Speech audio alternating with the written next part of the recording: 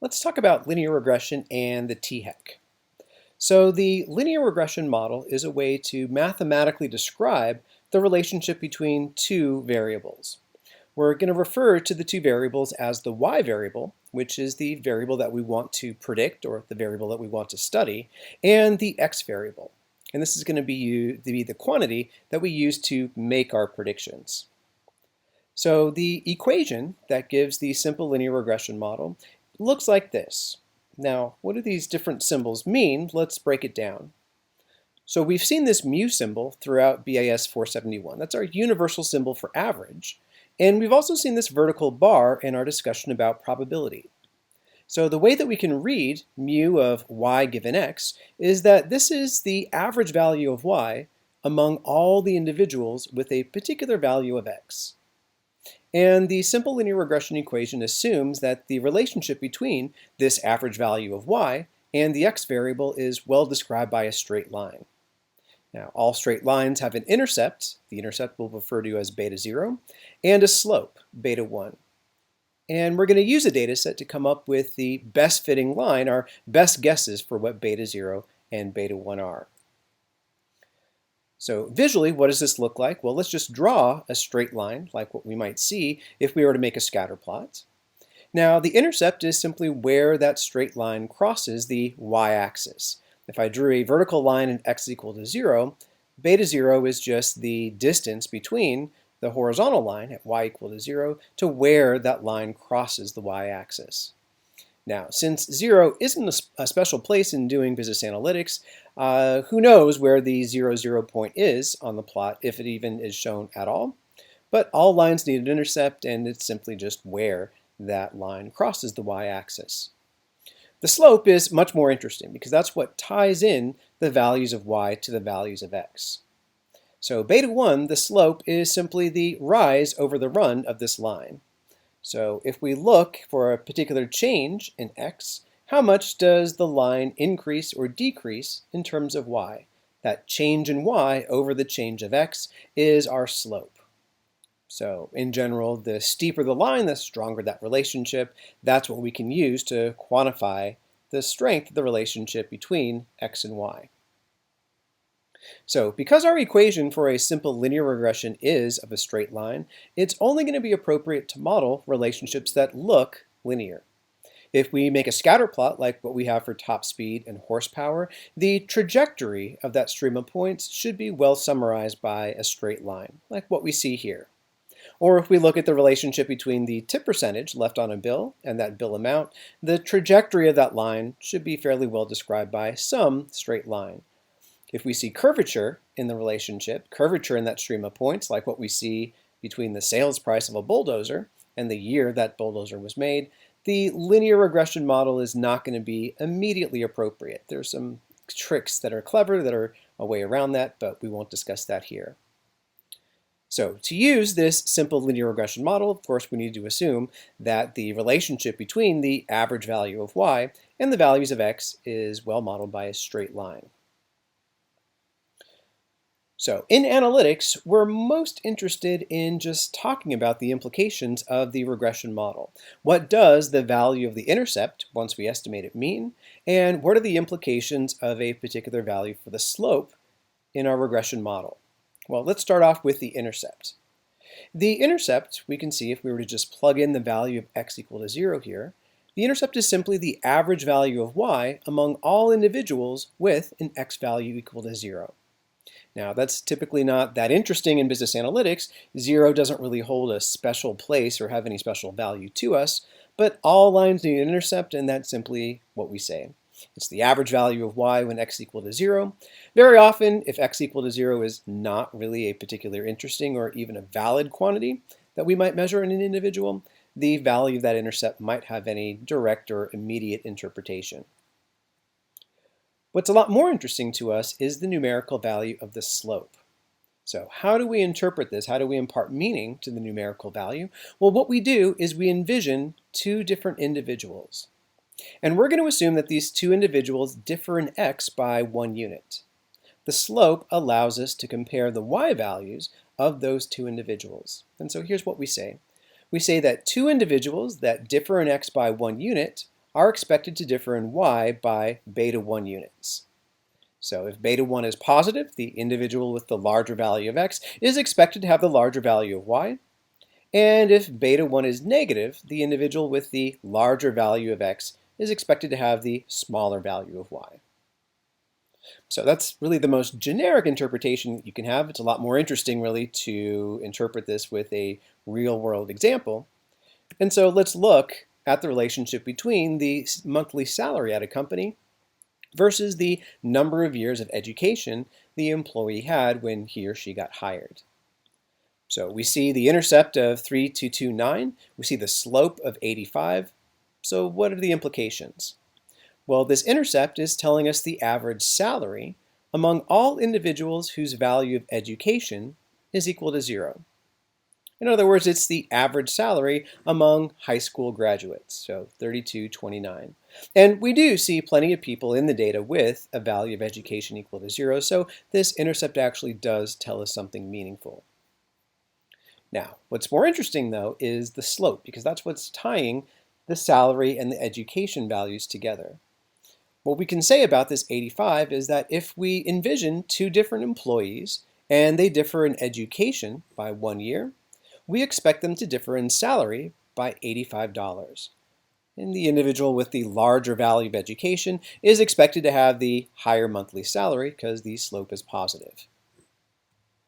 One more, we can study the relationship between the tip percentage left on a bill and the value of that bill. So the intercept in this case is 20.68, and this is telling us the average tip percentage among all bills that have a value of 0. Now, here's a case where that intercept's not very interesting to us because there are no bills out there that equal 0. Bill is going to have some amount, and in fact, if we look at that data, the smallest bills are around maybe $8 or $9 here, but all lines need an intercept, and so this is what it happens to be. Not really a useful value to interpret, but that's what we would say about it. What's more interesting is the slope. That's what ties the tip percentage and the bill amount together. We see a slope of minus 0.23. So we envision two different bills. They differ in amount by $1. We expect the larger bill amount to have a tip percentage that's 0.23 percentage points lower than the lower size bill. So two bills that differ in amount by $1 are expected to differ in tip percentage by 0.23 percentage points, with the larger bill expected to have the smaller tip percentage. So these two equations, the tip percentage versus bill and the salary versus education, just kind of appeared out of nowhere. The question becomes, how can we find the best fitting line to our data set? We have a scatter plot, we have some trajectory that looks linear. What is going to be the very best line that we can fit to describe this relationship? So there's actually a lot of ways to go about doing this, but what people have decided to do is to look at the errors or the residuals made by the model. And in some sense, we want to find the line that has the least amount of error, that's going to fit the data the best. So what we focus in on are the residuals of the model. If we look at the actual values of y in the data, and then subtract off what the model predicts, what we find is the error made by the regression model. So the larger the residual, the more error the model made when predicting that individual's value of y. So residuals can be positive if the value of y that was observed in the data was above the line. They can be negative if the observed value of y is below the line. And so we need to figure out some sort of way to just quantify what the overall error of the regression model is. The line's never going to go through directly each one of the points in the data, so how do we quantify just what the overall error of the model is? And here's what people have decided upon. This is the standard criteria for finding the best fitting line, and that's referred to as the least squares criteria. What we're going to do with the least squares criteria is look at the error made by the model when predicting the individual. The difference between the actual value and the predicted value, that's the error made by the model. And let's go ahead and square that error. So that negative residuals, negative errors become positive upon squaring. And we're going to look at the sum of squared errors across every individual in the data set. The least squares criteria says, all right, well, let's pick the values of the intercept and the slope so that the sum of the squared errors of the resulting line are as small as they possibly can be. And it happens to turn out that when we use this as the criteria, there are fairly easy to use equations that immediately tell us what the slope and what the intercept of that best fitting line is, the least squares fit. So once we know the averages, the standard deviations of our x and y, and the correlation between the two, out pops the numerical values of the slope and the intercept. Now, we won't be using these equations on the THEC. It's just kind of a nice FYI. That's why the least squares criteria is typically used to find the best fitting line. It makes the math just very easy. So we never actually hand calculate the slope or the intercept. We always use some sort of software. And so in BAS 320, you use R to identify what the slope and the intercept of the best fitting line was. So as a review, when we get a summary of that model, we're presented with output that looks like this. So how do we identify the intercept and the slope of that regression model? Well, those numbers are going to be in the estimate column. The number in the row labeled intercept is, as you guessed it, just the intercept of that line. The number in the estimate column corresponding to your predictor variable is going to be the coefficient of that predictor, or with a simple linear regression, the slope of that regression line. All right, so once we've come up with a good fitting line, kind of our best guess for what the intercept and the slope might be, we'd like to turn our attention to how accurate those estimates might be. If we actually had data on every single individual in existence and measured what that least squares regression line was on that census, we'd measure some slope and some intercept, and so we'd like to know, well, how close are the slope and the intercept from our sample to that regression line in the population. And to do that, what we want to do is convert the linear regression model into a full probabilistic model. And the way that we do that is to move beyond just describing how the average value of y changes with x to talking about an individual person's value of y. And so here is our full statistical model for simple linear regression. We're going to say that an individual's value of y is equal to beta 0 plus beta 1 times their individual value of x plus some sort of random disturbance. This is our equation for the average value of y among all individuals with that value of x. And so this random disturbance, epsilon, lets us know how far above or how far below the line that individual is. And what we're going to do is we're going to describe the distribution of these possible epsilons, these possible disturbances, with one of the more famous probability models. We're going to assume that the distribution of the epsilons is described by a normal distribution, but not just any normal distribution, a normal with a mean of 0 and a standard deviation of sigma. So what does this tell us? Well, we know that the line isn't going to go through every individual. Some individuals are going to be above, some individuals are going to be below that line. The distribution of the possible distances of those individuals from the line is going to be well described by that normal distribution. On average, it's 0. So while some individuals are above, some individuals are below, on average, they fall right on the line itself. And because we're just using a single number, sigma, for that standard deviation, this lets us know that the typical distance that individuals are from the line are going to be the same no matter where we look on the scatter plot. So no matter what the characteristics of those individuals are, they're always typically about the same distance away from the line. There are not certain values of x where the individuals are tightly clustered around that line, other values of x where they're really widely dispersed. They're always the same typical distance away from that line. And then finally, because time is a very big factor in business analytics, things very often change over time, we're going to be interested in if time is an explicit predictor or if the rows in our data set are time ordered. We have this additional assumption that when we look at the sizes of each individual's disturbance, those disturbances are independent of one another. So if time is a predictor, or if the rows are time ordered, we're also going to assume that each individual's disturbance is independent from the others in the data set. So to visually just understand what's going on with these assumptions about that probabilistic model for our linear regression model, imagine we have a scatter plot between the individual's values of y and x. And so what this assumption of normality is telling us is that if we were to make a slice at a very particular value of x here, say x equal to 11, and then look at the distribution of how far off the individual points are from that line, well, what we'd see is something that looks just like a normal distribution. The peak would be exactly where that line actually fell, and we'd see some spread, some above the line, some below the line, but on average it falls right on that line. So that normality assumption just means that if we were to slice the scatter plot at a particular value of x, we essentially find a normal distribution for those residuals, the distances between the line and the individual points themselves. And more importantly, it's going to be the same normal distribution no matter where we look. So if we were to slice at x equal to 17, we're going to find that same normal distribution that describes how far off individuals are from the line.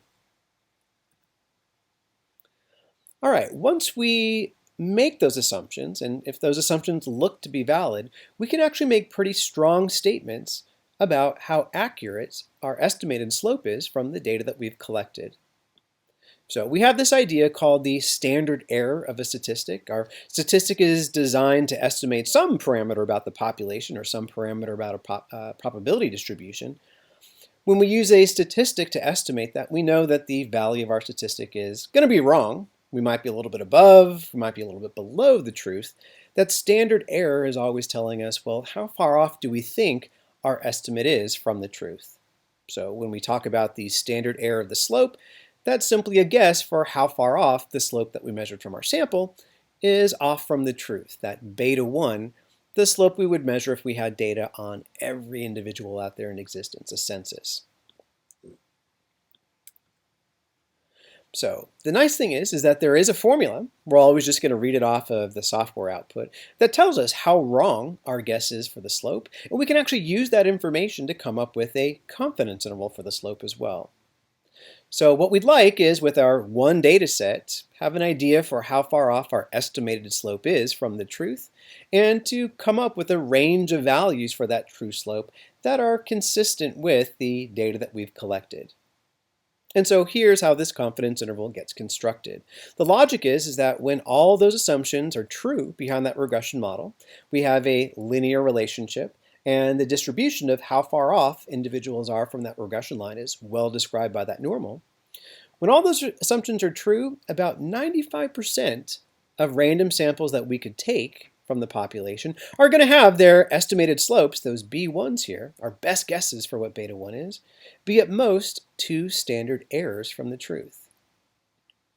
So 95% of the random samples we might take are going to have their slopes within 2 standard errors of the truth here. So why don't we take our measured slope and then go plus or minus 2 standard errors away? Well, that procedure, that construction of that range of values should have about a 95% chance of then getting it right and actually covering the value of the slope in the population. So that's the good news. We can immediately, once we fit the regression models to the data, come up with a best guess for what that slope is and then a range of values for the truth that are consistent with the data that we've collected. And so how do we do this? Well, when we fit a regression model in R, like predicting salary from education, we're bombarded with a whole bunch of output. So we know that the values in the estimate column are the intercept and then the slope of the line. The value in the standard error column lets us know how far off our estimated slope is likely to be from the truth. So with our data, we've estimated the slope to be 85, give or take, 20 or so. And so if I wanted a 95% confidence interval for the slope, I could double that standard error, and I'd say that I'm 95% confident that the true slope is 85, give or take 40 or so, 2 standard errors. Of course, you can always ask for the confidence interval directly in R, but you get it to the same place, just kind of working with logic or asking the computer to do it. All right, so the standard error of the slope lets us know how far off our estimated slope is likely to be from the truth. The root mean squared error is a completely different beast. So not only do we want to know how far off our estimated slope might be from the truth, we just want to know how good is our model. How well does the model fit the data? Now, the root mean squared error allows us to talk about how well this model does fit the data. What is the typical size of the error made by the model? So we can interpret the RMSE, or the root mean squared error, in a few different ways. I like to just talk about the RMSE being the typical size of the residual. In other words, the typical size of the error made by the regression model. And so that's a very useful number to read off from the output. R refers to that as the residual standard error here, just so that we know essentially how accurate our predictions are on the sample that we've collected. So in this example, we have an estimated intercept of 2, a slope of 2.38, and a root mean squared error, residual standard error, of just about 3. So what is this letting us know? Well, it lets us know that typically the individual values of y are about 3 or so away from where the line is actually predicting. So the typical error made by the model is about 3. When we make a prediction like 10, then the actual values are within about plus or minus 3 or so.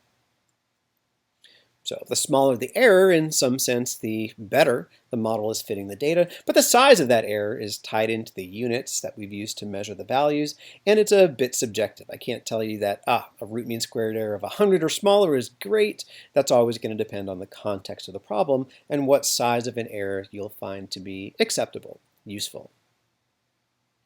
So to put this in a context, let's imagine trying to predict the response rate in a neighborhood to the US Census forms based on the proportion of households in that neighborhood that are renting versus owning their homes. Well, the intercept of that straight line is 87 with a slope of minus 0.25, give or take 0.0056 or so. How well does this model fit the data? Well, let's look at the residual standard error, that root mean squared error. It's about 6. So that's letting us know that when we try to predict the response rates, and those go from 0 to 100, our model typically gets to within 6 percentage points. So if our model predicts 70% for a neighborhood, well, the actual value is probably 70, give or take 6 or so. Another way to think about how well the model is fitting the data is with a quantity known as R squared. And R squared is a little bit better of an objective measure for how well the model is fitting the data, because this value isn't going to depend on the units that were used to measure the x or y variables. So this is kind of a unit-free way of gauging goodness of fit. The values of R squared are going to go from 0 up to 1, or 0 to 100% if we want to think of it in terms of a percentage. And the higher the value of R squared, the better, in some sense, our model is fitting the data. So where does this value of R squared come from? Well, it's tied into the two different ways that we could make predictions. So on the left, what we have is what I like to refer to as the naive model. So the naive model takes the standpoint that X doesn't really help to predict Y whatsoever. The best way to predict Y is just by looking at the average value of Y in the entirety of the data set. So this horizontal line right here just simply represents the average value of Y. The naive model says, well, let's use that average value of Y, regardless of what value of X we're looking at, to make our predictions. And so these vertical bars right here represent the sizes of the errors. And if we look at the sum of squared errors in this case, we get 957 for that naive model. So the simple linear regression model, of course, takes the standpoint that X actually does help us to predict the value of Y. So we take the best fitting line from that least squares criteria. We can look at the errors made by that model for each individual, and then take the sum of the squared errors. In this case, we get 323. So notice how the sum of squared errors when using the regression model is substantially lower than the sum of squared errors if we use no model at all, essentially that naive model that just took the average value of Y as our predicted value, no matter what the value of X is. Well, that R squared is the percentage by which that sum of squared errors gets reduced when we use the regression model instead of the naive model to make our predictions. So if we take that sum of squared errors when just the naive model is used to make predictions here, subtract off the sum of squared errors when we use that regression model, in other words, when we look at the reduction in the sum of squared errors when using that model, and just convert that into a percentage, a percent reduction, that's our value of R squared. So R squared closer and closer to 100% or closer to 1 indicate that the model fits the data pretty darn well. So there are a few ways to interpret the value of R². I like to talk about it very, very informally. I like to say that R² lets you know how close the regression model gets you to knowing the value of Y. So you're never going to be able to perfectly predict the value of Y. How close do you get? In some kind of vague, hand-wavy sense. That's how I like interpreting R². The more classic way of interpreting R² is by saying something like this. So in that regression model where we were trying to predict response rate from the fraction of renting households, that had an R² of 0.3681. We look back at that model. Well, it actually doesn't appear there, so it must be in a future slide. Here we go. We have 0.3681, multiple R². 37%. So what does that 37% tell us? Well, the classic way of interpreting this is saying that about 37% of the variation in response rates can be explained by the regression model or attributed to the regression model. And that's kind of why I like saying it gets you about 37% of the way there to knowing what that neighborhood's response rate is.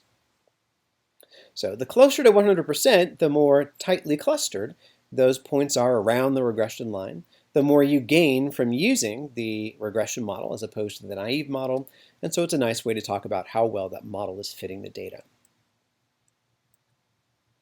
Now, just because you have a low root mean squared error or a very high R² doesn't necessarily mean that the regression model is appropriate for modeling your data. One important part of regression modeling, especially in business analytics, is to make sure that this regression model is a reasonable reflection of reality. There's some pretty strong assumptions about what that relationship looks like and how far off individuals are from that line in order for that analysis to be valid. So we always need, after we fit that regression model, to step back and ask, was this the right thing to do? Should we have been using a regression model at all to study this relationship? And we do this graphically. There's 3 standard plots that we check to make sure that the regression model looks to be a reasonable reflection of reality. Well, let's talk about those one by one. So the first thing that we look at is the plot of the residuals versus the predicted values of the regression model. And these 3 plots show us what we hope to see. So the job of the regression model is to explain everything there is to know about the relationship between y and x. So if we make a plot of the residuals, the errors made by that regression model, versus the predicted values, if we see any sort of pattern or any sort of structure, that lets us know that our model is incomplete. There's more to say about that relationship than what the regression model is able to explain. Now, when we see something like this where there is no leftover patterns here, there's no curvature, there's no places where points are more tightly clustered around the horizontal line than others, then we know our model's doing a good job. We've essentially explained everything there is to know about that relationship. So bad residuals plots would look something like this. If we looked at the pattern between the residuals and the predicted values, if we see some sort of curvature, like what we do on the left or the right, that's letting us know that, hey, there's more complexity to the model than what a simple linear regression can hope to explain. There must be some sort of nonlinearity going on that the model can't quite capture. If instead we see a residuals plot that fans out, where the typical size of the residual is getting bigger and bigger and bigger, at larger and larger predicted values, well, that lets us know that that normality assumption isn't holding up. The typical size of the error made by the regression model changes depending on where we're making our predictions at. Some predictions are really quite accurate. The residuals are fairly tiny. Other predicted values are subject to a pretty wide amount of error here. And we don't want to see that. Our regression model assumes that no matter where we look in terms of the predicted values, the typical size of that error is going to be about the same. So we look at that residual versus predicted plot, and then what we want to do is confirm that we're dealing with a distribution of those residuals that looks approximately normal. Now, we've talked in BAS 471 that if we want to check a probability model, we want to look at the QQ plot. We want to look to see, well, what are the actual values of the residuals, that's vertically, versus what they should have been if they had a normal distribution. On the horizontal axis, this lets us know what the values of the residuals should have been if they were coming from normal versus what they actually were, vertically here, from the data. And what we hope to see is something on the left. Essentially, the observed values and what we expected them to be if it was coming from a normal distribution match up pretty closely. The points trace this diagonal red line with a little bit of wiggle room. These upper and lower dotted bands kind of give us a little bit of wiggle room where it's okay. If we see something on the right, some sort of systematic curvature or bend away from that diagonal line, that lets us know that there's some systematic departure from that normality assumption. And so there's something about that assumption that just doesn't apply to the relationship that we're studying, and so our regression model is a bit in danger.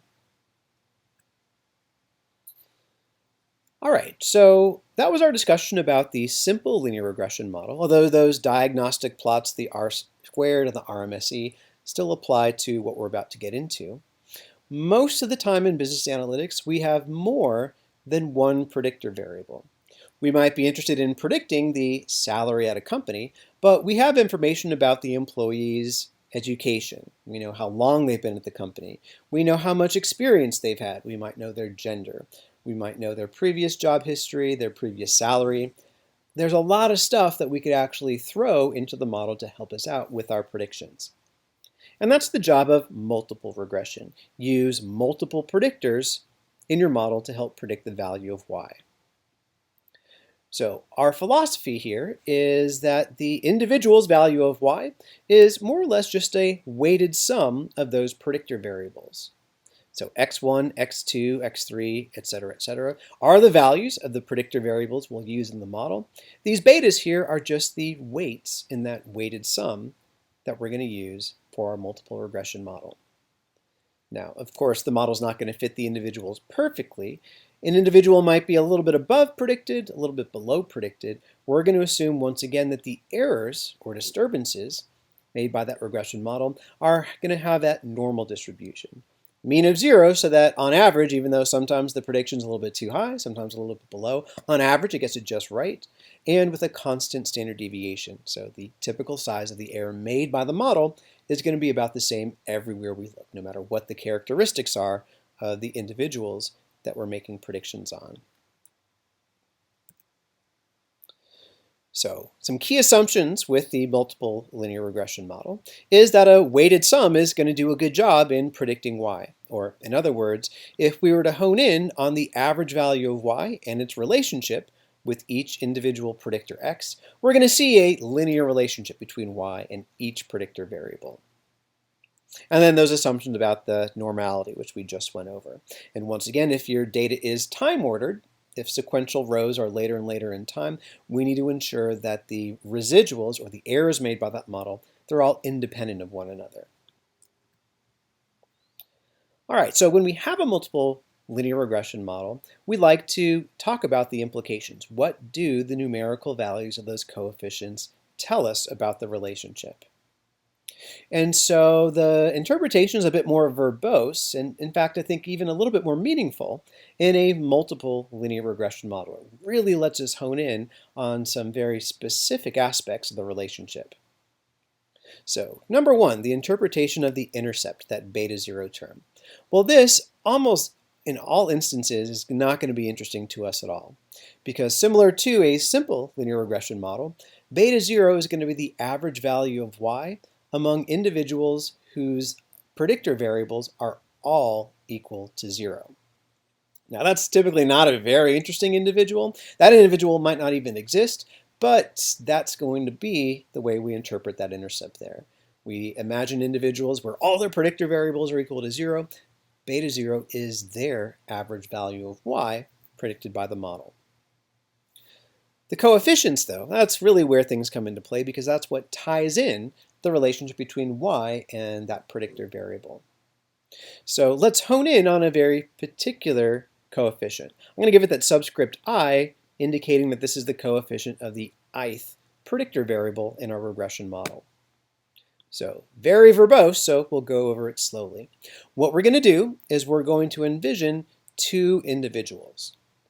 Now, when we interpret this coefficient, we're going to take that these two individuals are otherwise identical except for the value of that predictor variable. So in other words, what they have are identical values for x1, x2, x3, everything but xi. The only way these two individuals differ is in terms of that one predictor variable xi. And we're going to assume that those two individuals differ in xi by 1 unit. So we're envisioning those two individuals. They're otherwise identical except for that they differ in xi by 1 unit. Beta I, the coefficient of that predictor, lets us know the expected difference in y between those two individuals.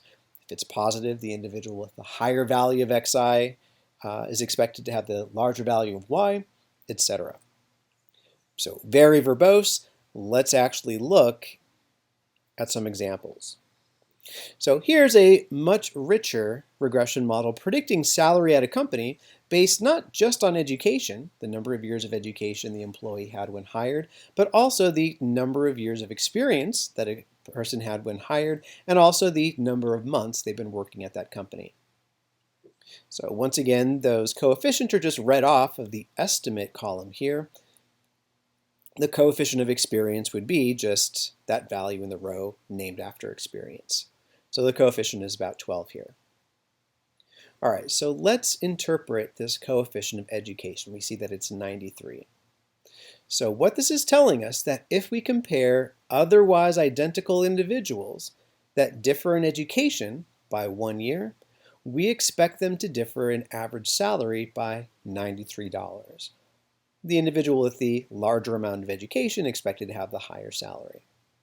Or if I wanted to be even more specific as to what I meant by otherwise identical individuals, what I would say is that individuals with identical values of experience and months, but whose values of education differ by 1 year, well, those two individuals are expected to differ in salary by $93. Another one, we might predict the tip percentage left on a bill based on that bill amount and based on how many people were seated at that table. So let's hone in on this coefficient of bill amount, this minus 0.27. That's letting us know that if we compare two tables with equal party sizes, but whose bills differ by $1, the table with the higher bill is expected to leave a tip percentage that's 0.27 percentage points lower than the table with the lower bill. So this takes a bit of practice to get used to, but it's definitely worth it because you can see how such a specific comment that it's making about this relationship can be useful here. All right, and the same sort of discussion about how far off those estimates might be from the truth follows. We can read off that standard error just from the regression output. So with that example that we just went through, relating the tip percentage left on a bill to the bill amount and the party size, our coefficient of bill was estimated to be 0.27, negative 0.27, give or take 0.05 or so. That's the value of that standard error, and that's how we interpret it. Now here's a special consideration that we need to worry about when we have multiple predictors in our regression model. We're going to introduce something called the variance inflation factor because this is going to play a role into how accurately we think we've estimated these coefficients. So if you think about it, chances are pretty high that there could be a lot of redundant information contained in the set of predictor variables that we're using to make our predictions in that multiple linear regression model. The classic example is, what if you wanted to predict someone's body fat percentage based on their abdomen circumference, their wrist circumference, their neck circumference, etc.? Well, as you gain more and more weight, as your body fat percentage increases, all of those measurements tend to increase together. So it's not like someone's abdomen circumference is completely independent of their neck circumference. And that's not completely independent of their wrist circumference either. So in some sense, there's a lot of redundant information flying around when it comes to using that set of measurements to predict someone's body fat percentage. And with a lot of redundancy, there's really not a full amount of information compared to the case if each predictor would have been independent. And so this variance inflation factor is getting at kind of how redundant that predictor is with regards to the other predictors that happen to be in the model. So when there is a lot of redundancy, it turns out that the coefficients of the regression model tend to be poorly estimated. In other words, they have fairly large values of the standard error. And so this variance inflation factor, it's going to be a number, it lets you know how much correlation or redundancy between the predictors has degraded the precision of the estimate. In other words, it lets you know how many times higher that standard error is compared to the case where each predictor was actually independent of one another. Now, there's kind of a fancy formula that talks about how you would get out the variance inflation factors for a multiple regression model, but we're just going to read them off from output and interpret them. So best case, we get a VIF of 1. That means that that predictor is uncorrelated with the rest of the predictors in the model. The size of that standard error is the same size as it would be had all predictors been independent. That's the best case scenario. That predictor is contributing the full amount of information about that individual's value of y. Now, since most of the time we do have correlation, we do have redundancies, we're going to have a VIF that's bigger than 1. And our threshold for a large VIF is usually taken to be right at about 5. So when we have a VIF of 5, that lets us know that that predictor has a lot of redundant information with the other predictors that are contained in the model.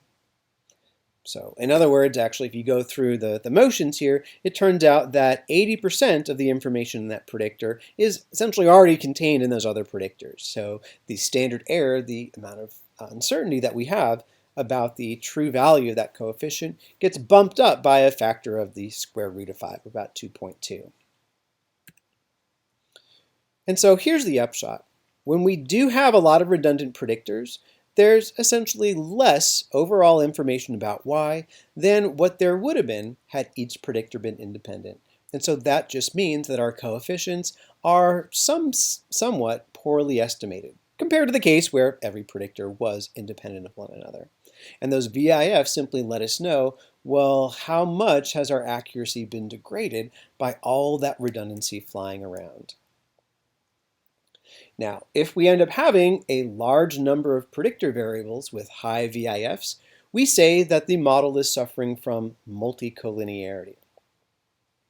So what are the consequences of multicollinearity here? What happens when we have a lot of correlation between predictors, a lot of redundancy between the predictors that we're using? Well, good news and bad news. The good news is that if we're using our model to make predictions, it turns out that multicollinearity doesn't really degrade the accuracy of our predictions at all. We can have a lot of redundant information flying around. We might not have the coefficients estimated all that great, but it turns out that multicollinearity doesn't really affect the predictive power of the regression model. The only place where it does have consequences are in the coefficients of that regression model. When we have multicollinearity, a lot of redundancy, a lot of correlation in predictors, the coefficients of those predictors are poorly estimated. So if we wanted to use that regression model for descriptive analytics to talk about the relationship between y and x, multicollinearity makes that difficult. It just lets us know that we haven't really estimated or honed in on the relationship between y and that value of x all that great.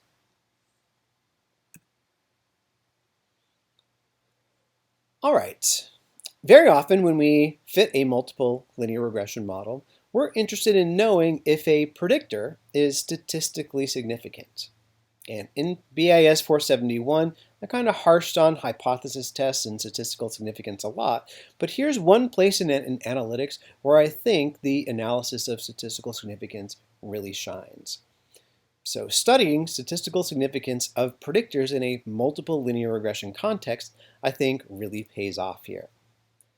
So what we'd like to know is a predictor in a multiple linear regression model statistically significant? And I skipped forward a few slides because I wanted to base this discussion off an example. I'm going to look at this example right here. So this model is trying to predict the number of wins of an NFL team over the course of a season based off of 3 predictor variables: the number of offensive total plays that team made, the total number of yards made on the offense, rushing, and then also the total number of yards made in offense for passing here. And I'd like to know, okay, are these predictors statistically significant and what do they actually tell us? So what we're going to do to gauge statistical significance is to look at the p-value column right here, the PR greater than the absolute value of t. This is going to be a guide for which predictors are and which predictors are not statistically significant. So here is what we say. When we see a p-value that's bigger than 0.05, and this is 0.17 right here, so this is bigger than 0.05, we say that that predictor is not statistically significant. So in other words, offensive total plays is not statistically significant in this regression model. When we see a p-value that's less than 0.05, we say that that predictor is statistically significant in the regression model. And these two other predictors are statistically significant. Those p-values are a lot less than 0.05. So what does statistical significance tell us when we're dealing with a multiple regression model? Well, it's telling us something really quite useful and I think really quite interesting. So if we do find a statistically significant predictor, in other words, the p-value is less than 5%, what is that telling us? Well, that's letting us know that that predictor provides additional information about y above and beyond what the other predictors tell us about the y variable.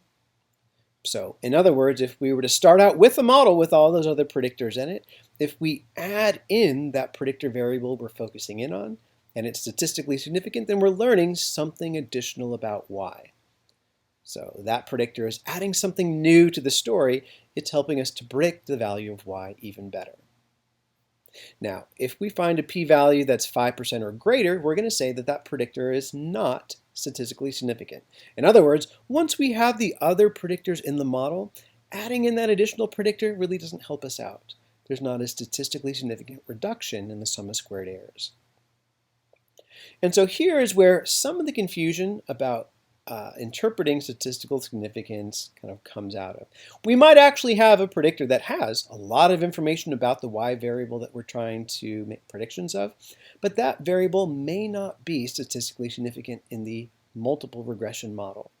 And that's going to be the case when the information that it has doesn't add anything extra to the model above and beyond what the other predictors are contributing. And I think this example is really a great one here.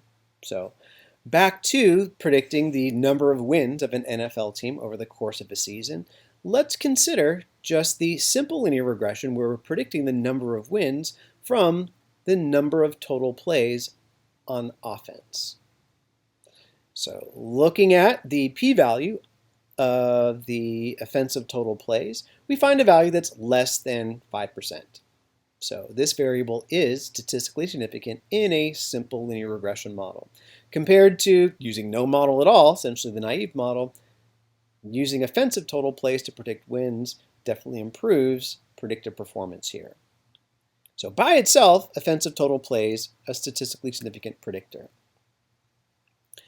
But here's what's funny, is that when we added in the two additional variables, offensive rush yards and offensive pass yards, and look at the p-value of offensive total plays, we find that p-value is now 0.17, and now the number of offensive plays is not significant.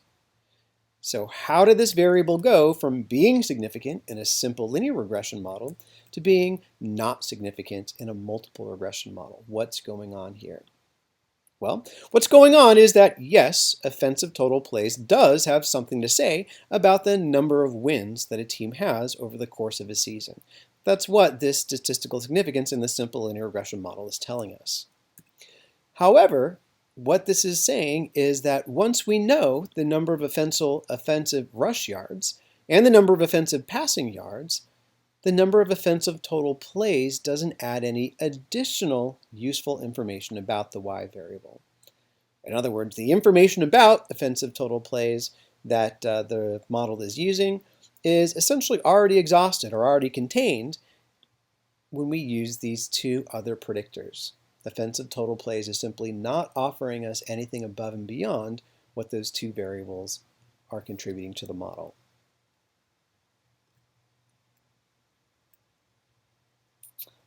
All right, one last topic that we want to discuss about making a regression model that ties into our diagnostics, making sure we have a linear enough relationship to get away with a linear regression model, and making sure that those residuals have a normal distribution, we have to worry about if there are some influential points in our regression model. So we have these dual concepts of an outlier and an influential point. What do these refer to? Well, let's look at this stream of points here, this cloud of points, which looks to be well modeled by a linear regression. Now I have 4 points that are color-coded that kind of stick out from the rest of the stream. So what we see is that the concept of an outlier is a bit more complex than if we were dealing with just one variable. This blue point right here is unusual in both the x value, it's huge, and the y value, which is huge as well. This purple point right here doesn't really have an unusual value of x, it's kind of right in the middle. It doesn't have that unusual value of y, there's a few points below it as well, but it's unusual in the combination. The red point has a really big value of x, but a pretty typical value of y. The green point has a pretty big value of y, but a pretty typical value of x. And so the way that we discuss outliers with a regression model is that it might be unusual in one and or both of those two variables individually, or it might just be weird, like this purple point is, in the combination. So here's the thing, these sort of outliers may have an undue share of influence on the form of the regression model. An influential observation is simply a data point that when we add it to the data set, that really changes what that model looks like. So for example, we have the output of outlier demo from Reg class. Here's a scatter plot that looks at y values versus x values of individuals, and we have this pretty nice tight relationship between x and y, well summarized by this black regression line. Now if we were to add in this red point, well, that red point is going to mess things up. This red point is highly unusual in x and y and really in the combination of those two. It's an outlier, it's going to drag the line towards it. Notice by adding in this point, the form of the regression model, what this regression model looks like, changes really quite a bit. That's a highly influential point. Now the weird thing is that it kind of matters where we add that one additional point in terms of whether or not it's really influential or not. If we added this red point, say near 0 and 0.8 here, the x and y coordinates, we see that that's kind of where that trajectory of these stream of points was going anywhere. Adding in that point really didn't change the form of the regression model all that much. So in this case, it's an outlier, but really not all that influential.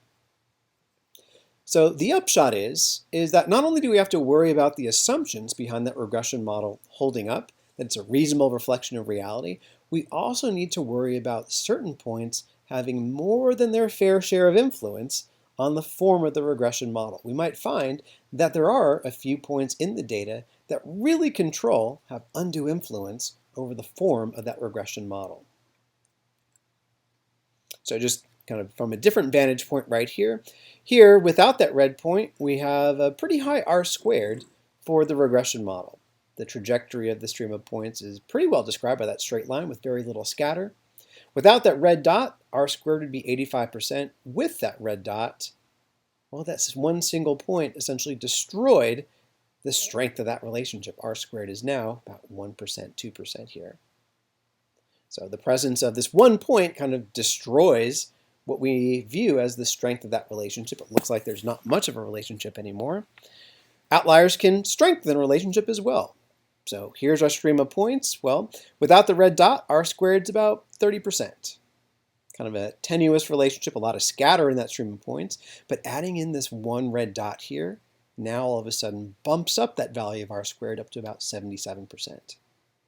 So here's the thing, the effect of an influential point, an outlier, isn't necessarily consistent. Sometimes it makes it look like you have a stronger relationship than what you really do. Sometimes it makes it look like you have a weaker relationship than what you do. It's a little bit unpredictable. It really requires a pretty strong focus to figure out what's going on. Now, when you do this analysis, when you identify your set of influential points, what do? You have this set of points that had more than their fair share of influence over what that regression model looked like. The form of that regression model is highly tied into what those specific individuals happen to turn out to be. So what do we do with them? Well, first we verify that there are no issues, typos or other data integrity issues with those individuals. And a lot of times it boils down to that. You might find that, oops, the decimal place was in the wrong part. They added a few extra zeros. And if it is a typo, you can throw out those observations. But what do you do if you find that, well, we actually measured the X and Y values of that individual correctly? What do we do if that's actually a valid observation? Well, one thing you can do is just to fit a separate regression without those influential points and just see, well, how much control did those influential points have on the model? You might be pleasantly surprised and find that the model doesn't really change, in which case they really weren't all that influential after all. But most of the time, yeah, you're going to find that the form of the model is highly tied into those outliers. So what are the real solutions that we tend to implement in business analytics? Well, we try a different model. Linear regression, just not that well suited for this problem. We can try alternatives like robust regression, whose form of the model isn't as sensitive to outliers, or just come up with a completely alternative way of studying that model, like decision trees, or random forests, or boosted trees, some of the toolbox from data mining here.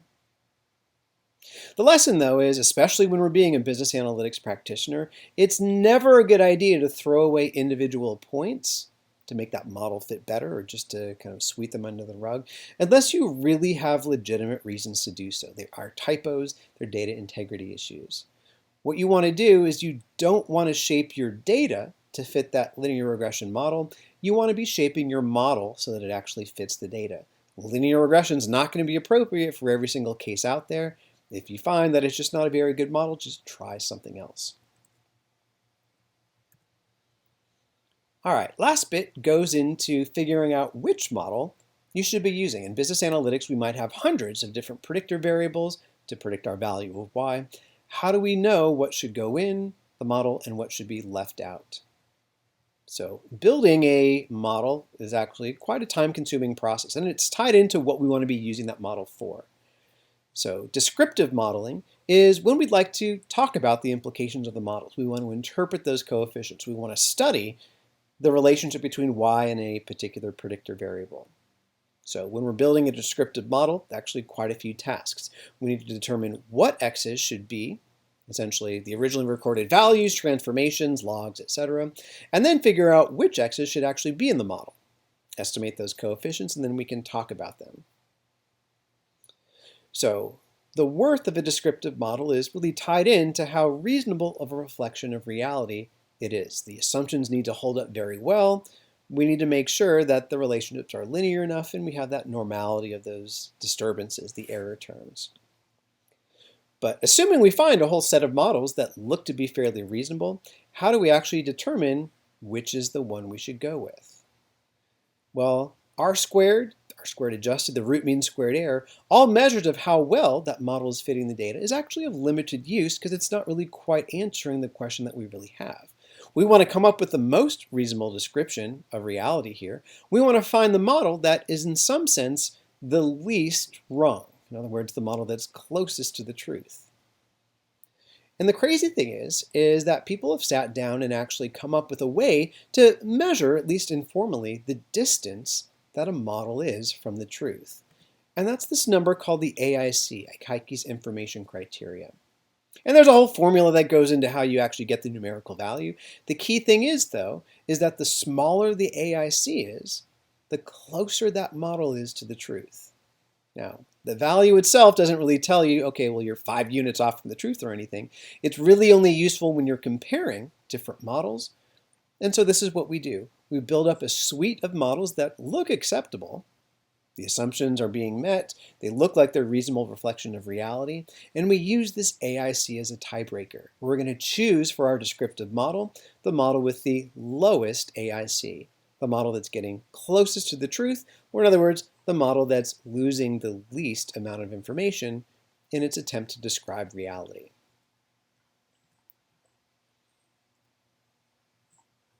Now, when we do predictive analytics, whole other story. In this case, we don't necessarily care if our model is a reasonable reflection of reality. It helps if it is. We just want to make sure that it's making accurate predictions on brand new data. In other words, we want to make sure that the model generalizes well makes accurate predictions on individuals that it's never seen before. So we know that all our models are, somewhat wrong. The real world's more complex than any sort of model. We're fine with that, especially with predictive analytics. We just want to get close. We want to develop a model that makes accurate predictions. So I like to think of a predictive model kind of like a hack job. Our goal is just to figure out how well different models generalize to new data and pick the model that generalizes the best. So how do we do this? How do we estimate the generalization error of a model, how well it's going to be making predictions on brand new data when we don't have any brand new data yet? We're just stuck with the data that we have in front of us. So what we do is we take our data set and we actually split it up into two parts. The training data, which is going to be the set of individuals where we audition a whole set of models and evaluate how well each one is doing. We'll estimate the generalization errors of each one of them. And we'll pick our favorite model based on which one we think is generalizing the best. And then what we'll do is we'll use the holdout sample exactly once as a sanity check. Once we've picked our favorite model, we'll check to see if that model actually is generalizing well by calculating its error on the holdout sample. And we better see that the error on that holdout sample is about what we expected, about what we estimated, using the training data. Otherwise, we run into a situation where the model is overfit. It's fitting the training data too well. It's memorized some quirks that are unique to the individuals that happen to be in the training data, leaving it powerless to actually generalize to brand new individuals as a whole. So how do we do this? Well, we estimate the generalization error of a whole bunch of different models on the training data using that k-fold cross-validation technique. Now, we're not going to worry too much for the THEC here, kind of what that procedure is, the k-fold cross-validation procedure. We just want to make sure that, hey, we're estimating that generalization error with some kind of fancy technique here. So I'm not going to go into much detail about how that works. If you took data mining, you've seen it. And actually, you mentioned a little bit about it in BAS 320. We don't need to know the details for right now. The key thing is that on the training data, there are ways, clever ways, of estimating that generalization error. We refer to that as k-fold cross-validation.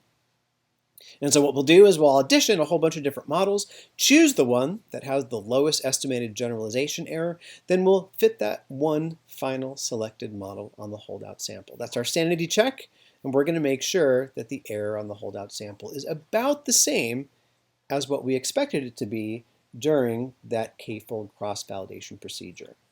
It can be a little bit above, but as long as it's not more than like 10–20% above, then we would say that model is generalizing well.